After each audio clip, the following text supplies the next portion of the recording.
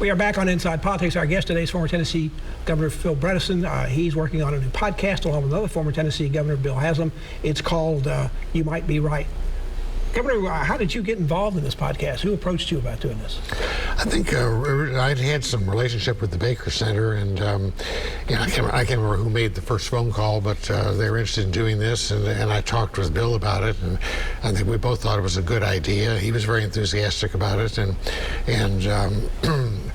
I thought it was just a useful thing to do. As I said, I don't think it's going to totally change the world, but hopefully it might get through to a few people that there's other ways of looking at this. Had you ever done a podcast before? I've been on the receiving end of a large number of podcasts and asked questions, but this is my first experience with asking the questions. It is much better to ask the questions. Is that right? Yeah, much better. Or it's worse to have your guy answering the questions and you're going, okay, is that the right answer? You spent your political life, which began 35 years ago. I looked up that number back in 1987 when you ran for mayor first time, where you first began answering the questions, not asking them. So you do enjoy asking them instead. Yes, I actually enjoy both sides, but now that I've had a little taste of the other, and maybe we can do something where I can ask you questions for half an hour. Okay. That'd be fine. The format of your podcast is not just you and Governor Haslam talking. You bring guests on. Right. You mentioned a couple of those. How did you decide what guests to get on each topic? What we try to do is when we picked a topic, we'd try to find a couple of guests that we thought had different takes on the subject, but weren't just. We decided not to use any elected officials because we felt they'd just be constrained to do a party line on something. But in the example that I just described with Al Gore and Jeff Lyash, I mean they're not arguing about whether global warming is real, but they've got very different views about what might be practically done to solve it. The first podcast went up Wednesday of this week. Where can listeners find it, and what kind of response are you getting? I understand it's pretty good. We're getting a great response, and I just got some numbers today that we'd had, I guess it's a couple thousand downloads of the podcast in the first day, which is real good for a new podcast. So I'm pleased about that. And YouMightBeRight.org. YouMightBeRight.org is the one place. It's also on Spotify and all the usual channels. But so that's where people can try to find it. Yeah. If they want to subscribe, do they do that on your website? I'm not sure the answer to that question. I'm sure you can on Spotify. How often is it coming out? Once a week until the election. And then after that, we're going to regroup a little bit and see what worked and what didn't and see what season 2 is like. The one that's up right now, what's its topic? It's gun violence. I always started with an easy one, huh? Yeah, right. But again, the way we tried to do it was by asking the question a little differently. I mean, if you just sort of say, are you in favor or opposed to the Second Amendment, you'll just get people off in, corners of the thing. But we had two people, one of whom was a very sensible conservative who I think had some very good observations about that. Yes, David French, yeah.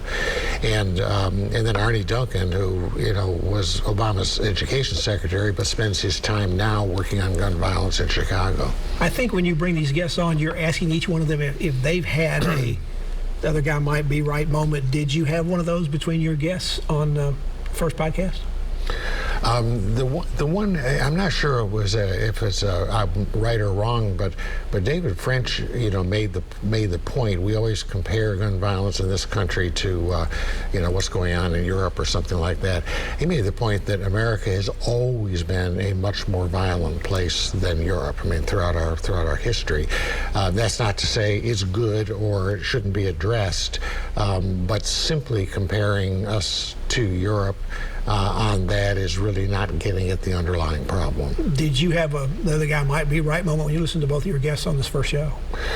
Well, I mean, as I said, I don't think that was I didn't have some firm opinion that I suddenly changed on it, but it was more of a fresh perspective on the problem.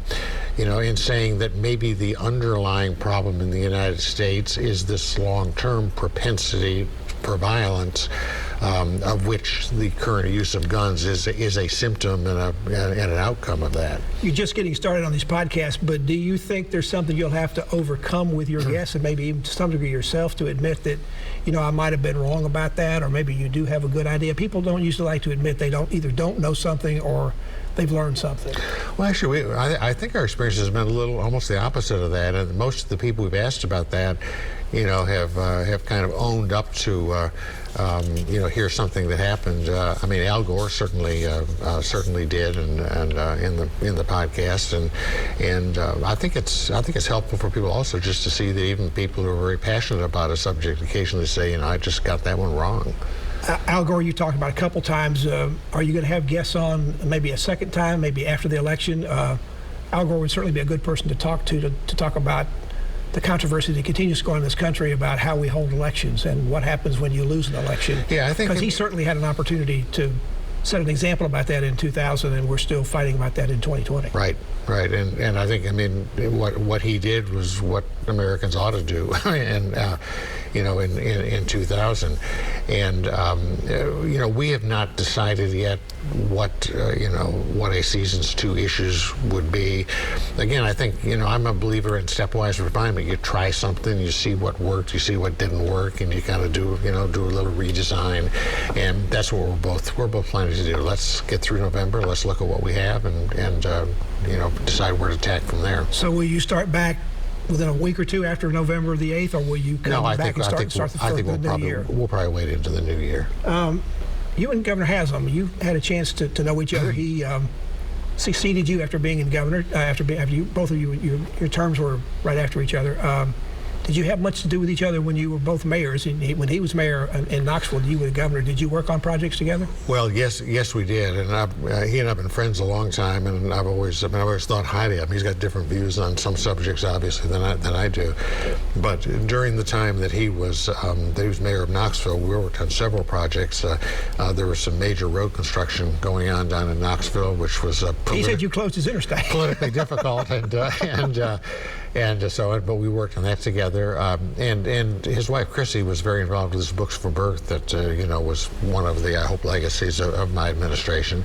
And then when he became governor, there were a number of times when we had occasion to talk when something had come up, and particularly around things like TennCare that I've been so involved with, and we would talk them through. Former Tennessee Governor Phil Bredesen is our guest. We're talking about his new podcast that he's doing along with another former Tennessee Governor, Bill Haslam. It's called You Might Be Right. More conversation about that after you watch these messages.